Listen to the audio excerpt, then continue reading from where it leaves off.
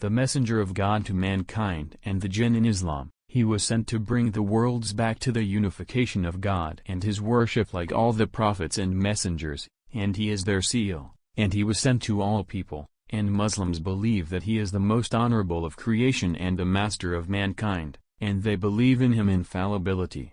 When mentioning his name, Muslims append the phrase "May God's prayers and peace be upon him" with the addition of "and his family and his companions" in some cases, because of what was mentioned in the Quran and the Sunnah of the Prophet, which urges them to pray for him.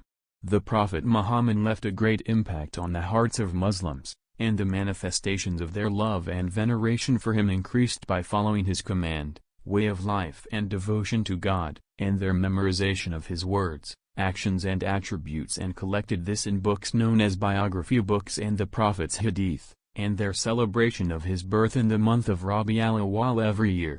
The Jewish writer Michael Hart considered him to be the most influential figure in the history of humanity as the only human being in history who has achieved absolute success on the religious and secular levels. He was born in Mecca in the month of Rabi al-Awwal of the year of the elephant, 53 years before the Hijrah, his migration from Mecca to Medina, which corresponds to the year 570 or 571 AD and 52 BC.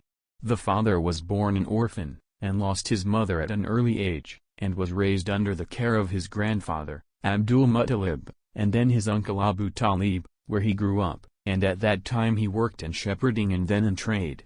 At the age of 25 he married Khadija bint Khuwaylid and had all his children with her except for Ibrahim. Before Islam, he was rejecting idolatry and pagan practices that were prevalent in Mecca. Muslims believe that the revelation came down on him and he was assigned the message when he was 40 years old. He ordered the invitation secretly for 3 years. After them he spent another 10 years in Mecca openly at the invitation of its people, and all those who came to it from the merchants, pilgrims and others. He immigrated to Medina, which was called Yathrib at that time in 622 AD when he was 53 years old. After the masters of Quraysh who opposed his call and sought to kill him conspired against him. And the Arab tribes, where the Arabs united for the first time on a monotheistic religion and a unified state, and called for the renunciation of racism and tribal fanaticism.